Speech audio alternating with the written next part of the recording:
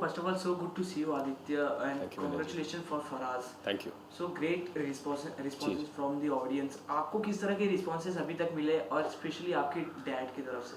अरे तो रिस्पॉन्सेज अब तक तो बड़े ही कमाल रहे हैं, मतलब यूनानिमसली लोगों को परफॉर्मेंस पसंद आ रही है, लोगों को पिक्चर पसंद आ रही है, जो हम पिक्चर के थ्रू कहना चाह रहे हैं वो बात ऑडियंस तक पहुंच रही है। तो बड़ा ही हम्बलिंग एक्सपीरियंस है, ओवरवेलमिंग एक्सपीरियंस है, बड़ा अच्छा लग रहा है। पिताजी की बात करें तो उनको भी काम बड़ा अच्छा लगा है, उनको पिक्चर बड़ी अच्छी लगी है। उन्होंने कहा कि यू नो तुम बहुत नसीबमंद हो, शुक्रगुजार होना चाहिए तुम्हें, क्योंकि लोग 10 15 15 20 20 साल करते हैं तब जाके उनको ऐसी पिक्चर मिलती है या ऐसा रोल मिलता है जो करके उनको खुद को गर्व हो, या जो करके मतलब कुछ आप कह सको। और ये हमको इतने जल्दी मिला हमारी जर्नी में, तो उसके लिए मैं वाकई में खुद को नसीबमंद समझता हूँ। तो हाँ, हंसल मेहता सर, उनके बारे में क्या कुछ कहना चाहोगे? उन्होंने स्कैम खत्म की, जी जी। उसके बाद ये आपके साथ क्या कुछ कहना चाहोगे? कैसा रहा उनके साथ एक्टिंग? मतलब हंसल सर तो मैं क्या ही कहूँ उनके बारे में, वो तो एकदम मतलब कमाल है। उन्होंने हमको ये अपॉर्चुनिटी दी, मतलब बहुत बड़ी बात है हमारे लिए कि मतलब हमको ऐसा चांस मिला, उनकी पिक्चर में काम करने का चांस मिला, ऐसा किरदार निभाने का चांस मिला। क्योंकि बचपन से हम उनकी पिक्चर देखते आए हैं। शाहिद, अलीगढ़, उमेरता तो मेरी मतलब फेवरेट पिक्चरों में से हैं। लेकिन जब मैं उनसे मिला तो उनकी सहनशीलता, उनकी सेंसिटिविटी, उनका कामनेस, वो सब मतलब मुझे इतना बढ़िया सा लगा, उतना कंफर्टेबल लगा मुझे उनके साथ। क्योंकि ये सबके साथ उनका पैशन काफ़ी मतलब शार्पली निकल के आता है। तो वो ऐसे ऐसे इंसान, ऐसे जो सॉफ्ट लविंग इंसान के साथ जब आप वो इंसान का आप पैशन देखो और उनका काम करने का तौर तरीका जो है, मतलब इतना सुंदर है। वो आपको फ्रीडम भी देते हैं, लेकिन वो उनके विजन पे भी कभी कॉम्प्रोमाइज़ नहीं करते हैं। तो लेकिन उनके फ्रीडम की वजह से आपको ऐसा लगता है कि आप पे जिम्मेदारी बढ़ जाती है। Then you want to make sure कि आप अच्छा काम करो ताकि आप उनको खुश कर सको, उनके विजन को बराबर से एग्जीक्यूट कर सको। तो उनके साथ मैं कहूँगा कि it has been a learning experience, a fun, delightful experience that I cherish and I will cherish for life। कि मतलब मुझे ये करने का चांस मिला, और अगर मतलब कोई और मौका मिल जाए तो मैं तो मतलब सर के साथ काम करने को तो उतावला हुई। फराज की स्टोरी को देख के, उसके ट्रेलर निकलने के बाद लोगों का रिस्पांस, मूवी देखने के बाद लोगों का रिस्पांस काफ़ी यूनिक लगा, लोगों को काफ़ी हटके लगा। तो आपको जब ये स्क्रिप्ट सुनाई गई थी, क्या क्लिक हुआ सबसे पहले आपके मन में? मेरे लिए जो क्लिक हुआ ना, वो ये था कि एज़ फार एज़ वो लड़कों की बात है जो हम किरदार निभा रहे हैं, वो वो गुमराह किए हुए लड़के हैं। वो उन्होंने घिनौना काम किया, एकदम ईविल, मतलब एकदम क्रिमिनल ब्रूटल एक्ट किया उन्होंने, लेकिन वो सब के नीचे वो बस गुमराह किए हुए लड़के हैं। तो वो जो एस्पेक्ट थी, वो जो एस्पेक्ट था जो सर पहले से ही बता रहे थे, जो स्क्रिप्ट में भी पहले से ही शामिल था, वो बाहर कैसे लाना, आई थिंक वो हमारे लिए चैलेंज था। और वो और वही चीज़ थी जिससे हम आकर्षित भी हुए थे। तो आई think it was in that sense, जैसे आप कह रहे हैं ना कि it is unique, I think it is because your antagonist is not your typical antagonist and your protagonist is also not your typical protagonist. जो मतलब जहान ने बखूबी से जो किरदार निभाया है, आई थिंक वो बड़ा ही कठिन किरदार है। अगर आप देखने जाओ, आप किससे भी पूछो तो जो मतलब फिल्म मेकिंग के बारे में जो जिसे पता हो, वो कहेगा कि वो पार्ट बड़ा ही कठिन है। बट जो बखूबी से निभाया गया है, जो यूनिकली जो पोर्ट्रे किया गया है, and I think it is down to Hansal sir's vision and the script जो राघव कक्कड़, कश्यप कपूर और रितेशा सर ने लिखी है। कोई भी किरदार को निभाने के लिए, उस किरदार में जाने के लिए काफ़ी प्रिपरेशन की ज़रूरत होती है। If I am not wrong, आपने उर्दू भी सीखी, गन चलाना भी सीखा। क्या कुछ तैयारी आपने अपनी ओर तो गन चलाना, वो जो गन की प्रैक्टिस, जो एक्शन ट्रेनिंग होती है, वो की। उर्दू खैर बोलते ही आ रहे हैं, मतलब हिंदुस्तानी उर्दू हिंदी बोलते ही आ रहे हैं बचपन से। पर इसके लिए फराज के लिए हमने जो कुरान शरीफ की जो सुराएं हैं या नमाज़ पढ़ने का जो तौर तरीका होता है, वो सीखा। हंसल सर के जो पुराने एसोसिएट है इखलाक अहमद खान, जो इस फिल्म के एसोसिएट राइटर भी है, तो उनके साथ हमने 1 महीने की वर्कशॉप की। हम सारे जो यंग कास्ट मेंबर्स थे, उन्होंने हमें थोड़ा सा करंट इस्लामिक प्रैक्टिसेस के बारे में, या तो सुरह के बारे में, या नमाज़ पढ़ने का तौर तरीका, उसके बारे में हमको सिखाया। ऑल्सो उन्होंने काफ़ी, हमारी उनके साथ बात हुई थी इंटरप्रिटेशन जो होती है मतलब सुरह की, या कि आप वही वर्ड्स को लेके 1000 अलग तरीक़ों से आप इंटरप्रेट कर सकते हैं और उस दिशा में जाके एक्ट भी कर सकते हैं, तो इस कहानी में भी वही होता है, वही चीज़ों को लेकर दो बड़े ही डिस्टिंक्ट पॉइंट्स ऑफ व्यू खड़े होते हैं। तो आई थिंक वो बहुत ही हमारे लिए वैल्यूबल रहा वो एक्सपीरियंस, बड़ा ही फ़ायदेमंद रहा। आई थिंक उससे हमारी बुनियाद थोड़ी सी स्ट्रॉन्ग हो गई, जो हम सेट पे उतर पाए फुल कॉन्फिडेंस के साथ।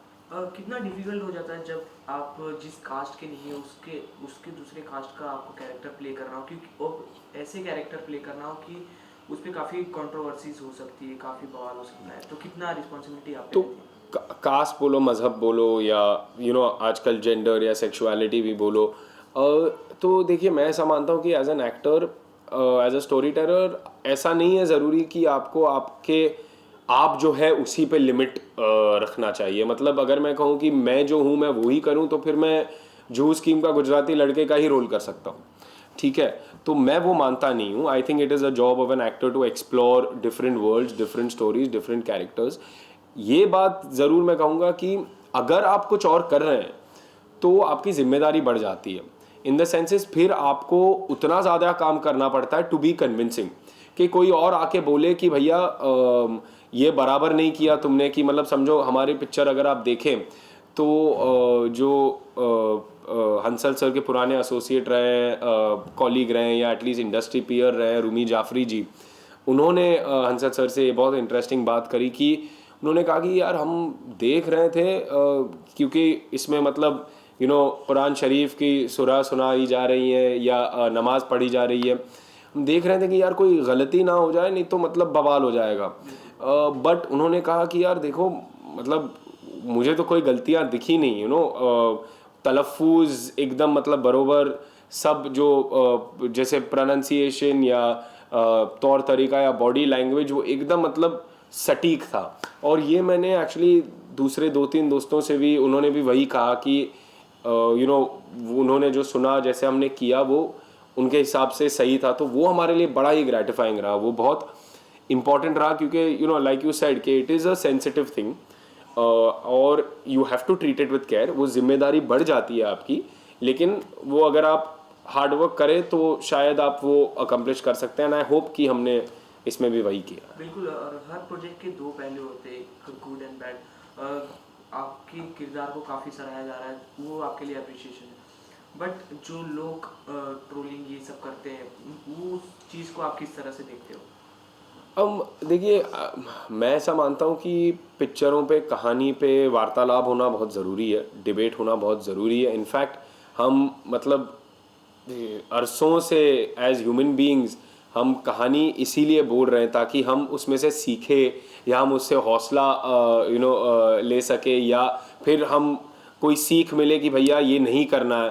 तो the effect of stories is measured by the reaction of the viewer or the listener. But I will say कि मैं ऐसा मानता हूँ, दो चीज़ें होती है। एक तो मैं एटलीस्ट अपने डिस्कशन में पसंद करता हूँ कि मैं जितनी भी हो सके उतनी सभ्यता से पेश आऊँ, और दूसरी ये है कि मैं अगर किस बात पे ओपिनियन कर रहा हूँ, ओपिनियन एयर कर रहा हूँ, अगर मैं अपनी बात जता रहा हूँ स्पेशली पब्लिक प्लेटफॉर्म पे, तो मुझे वो बात से वाकिफ़ होना ज़रूरी है। मतलब मैं अगर पिक्चर पे ओपिनियन देना चाहता हूँ तो वो ये ज़रूरी है कि मैं पिक्चर देखूँ, ये ज़रूरी है कि मैं picture start to finish complete करूँ, मैं समझूँ पिक्चर क्या कहना चाह रही है, और फिर मैं उस पर अपना ओपिनियन खड़ा रखूँ। तो आई थिंक ट्रोलिंग जिसे कहते हैं, या जिसे भी the opinions that exist, I think it's healthy if done in a healthy way and done in an informed way. आपको पानीपत में देखा गया था, फरारी की सवारी में देखा गया था, और उसके बाद आपके लीड रोल में बम्फार्ड में देखा गया था। तो कितनी वो सब कैरेक्टर प्ले करने के बाद कितना एक्सेप्टेशंस थी आपको लोगों से? जी।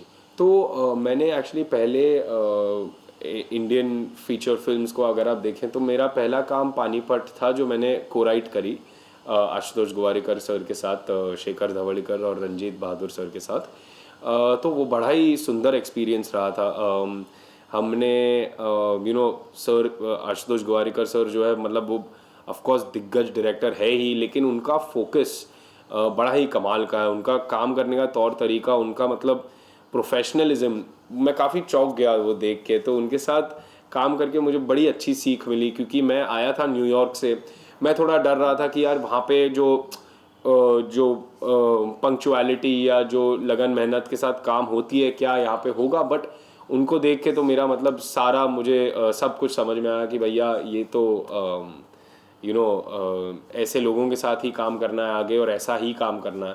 तो बहुत ही सुंदर लर्निंग एक्सपीरियंस रहा। फिर मैंने बम्फार्ड करी एज एन एक्टर, जो एक कमाल का एक्सपीरियंस था। बड़ा मज़ा आया वो इलाहाबाद की दुनिया जो है उसको एक्सप्लोर करने का। वो कहानी जो एकदम मतलब चालू होती है फिर हाइटेंड सी हो जाती है, तो वो कहानी का हिस्सा बनना आई थिंक मेरे लिए एज एन एक्टर काफ़ी कुछ मुझे एक्सप्लोर करने को मिला, मेरी खुद की बाउंड्रीज एक्सपैंड करने को मिली। तो फिर आगे काम से काम मिलते गया, which I am very very grateful for. Football आपको काफ़ी पसंद है, जी फुटबॉल आप खेलते थे या जी जी। वो भी? सो ये क्वेश्चन रहेगा कि आप पहले क्या बनना चाहते थे या बाय प्रोफेशन आपको एक्टिंग ही करनी थी? तो मैं एक्चुअली मैं फुटबॉल प्रोफेशनली ही खेलता था। 15 साल के मतलब मैंने 15 साल की उम्र में सीरियसली चालू किया था। 17 साल की उम्र तक मैंने प्रोफेशनली चालू कर दिया था खेलना। आई थिंक फुटबॉल में क्या होता है कि आप it is in many ways not dissimilar to हम जो करते हैं फिल्म और टीवी में। It is a highly competitive field. It can be very lonely, the highs are very high, the lows are very low. तो उससे जो मुझे सारी सीख मिली, आई थिंक मैं आगे ज़िंदगी में मुझे बहुत काम आई है अब तक और होपफुली आती रहेगी। As far as acting and writing is concern, मैं बचपन से वो भी करते आया हूँ। मेरी मम्मी आर्टिस्ट है, मेरे पिताजी ऑफ कोर्स एक्टर हैं। तो हम बचपन से हमारे घर में माहौल तो वही रहता था। और या तो आप स्कूल प्ले बोलो या कॉलेज प्ले बोलो या तो कविताएं लिखी या तो कविताएं रिसाइट करी, तो वो सब मेरा चालू ही था। आई थिंक मैं फ़ुटबॉल खेलने लग गया प्रोफेशनली। फिर ऐसा हुआ कि आप दिन में 3 से 6 घंटे तो ट्रेनिंग होती है आपकी, बाकी दिन क्या कर रहे हैं आप। तो मैंने लिखना चालू कर दिया था और मुझे बड़ा ही मज़ा आया था। सही समय पे सही लोगों से सही मोटिवेशन, सही क्रिटिसिज्म, सही इंस्पिरेशन मिला और मुझे लगा कि यार ये मुझे बड़ा मज़ा आ रहा है करने में। मैं सोते पहले वही सोच रहा हूँ, उठने के बाद भी वही सोच रहा हूँ, तो मैं क्यों ना यही करूँ। और मैं काफ़ी खुश हूँ कि मैंने ये रास्ता पकड़ा। And talking to your dad, talking उनकी बात करें तो क्या कुछ सीखा आपने उनसे? और क्योंकि इतना एक्सपीरियंस, जी लेजेंडरी जी एक्टर है वो, उनके आइकॉनिक कैरेक्टर है, जी। क्या कुछ सीखा उसके बारे में कुछ बताइए? I think more than just acting, मैंने उनसे सीखा है about how to be an actor. वो दो अलग चीज़ें होती है। एक तो एक्टिंग, आप सीन में क्या कर रहे हैं या आप एज अ किरदार क्या कर सकते हैं। बीइंग एन एक्टर मतलब आप ये प्रोफेशनल स्पेस को आप कैसे नेविगेट करते हैं, ये इंडस्ट्री को आप कैसे नेविगेट करते हैं, आप कैसे आपका how do you conduct your self in a professional space. I think वो मुझे काफ़ी कुछ सीखने को मिला उनसे, क्योंकि वो मतलब अगर आप कहेंगे कि लंबे रेस के घोड़े, तो मतलब वो तो है ही। 30-40 साल से अपना काम कर रहे हैं, बखूबी काम निभाते, इतनी वर्सिटिलिटी के साथ लेजेंडरी रोल्स भी किए हैं। तो उनसे ये सीखना कि भैया वो सब तो सक्सेस फेलियर तो होते रहता है, काम इम्पॉर्टेंट है। आप सुबह उठ के जो काम कर रहे हो ना, जो कहानी पे काम कर रहे हो एज अ राइटर या जो फिल्म पे काम कर रहे हो एज एन एक्टर, वो सबसे ज़्यादा इम्पॉर्टेंट है और उसी पे फोकस रखना ज़रूरी है। क्योंकि सक्सेस फेलियर आते रहता है, सब टेम्परेरी है, कल है आज नहीं है, आज है कल नहीं है। तो वो आई थिंक वो सीखा मैंने उनसे। और आई थिंक आइडिया वही है ना कि हम 2 दिन के सितारे चमक के चले जाने की बात है नहीं, हमको तो मतलब लंबा रहना है। तो I hope that I am also able to just like him. During covid ये शूट हुआ, क्या कुछ फेस करना पड़ा और कुछ इंटरेस्टिंग मोमेंट तो एक्चुअली मतलब ये फिल्म की जर्नी अगर मैं कहूँगा तो 3-4 साल की जर्नी रही है, क्योंकि जब हम मिले थे पहली बार मतलब जहान हंसल सर, साहिल सहगल जो हमारे प्रोड्यूसर हैं, और भट्ट साहब, वो साथ में गए थे बांग्लादेश रिसर्च करने कहानी को अक्टूबर 2019 में। मैं जुड़ गया था जैन 2020। जैन 2020 हमने बात की, प्रेपरेशन चालू होने वाला था मार्च 2020 में, जब सबको पता है कोविड हो गया। तो फिर तो नवंबर तक कुछ नहीं, फिर तो एक्चुअली ऐसा भी हो गया था कि शायद बन भी नहीं पाएगी पिक्चर, कठिन पिक्चर है, सब्जेक्ट थोड़ा कठिन सा है। तब अनुभव सिन्हा सर आए थे, हमारी सहायता करने, पिक्चर की सहायता करने, पिक्चर को लीड करने, इन द वे दैट अगर वो नहीं होते तो हम शायद ये पिक्चर बना नहीं पाते। फिर वापस चालू की हमने तैयारी, और फिर वापस दूसरा वेव हो गया, तो फिर से बंद करना पड़ा, फिर वापस से वही डर। लेकिन इस सब के दौरान हंसल सर एकदम डटे रहे थे। हंसल सर का बिलीव था कि भैया देखो मैं बनाने वाला हूँ, तुम लोग टेंशन मत लो।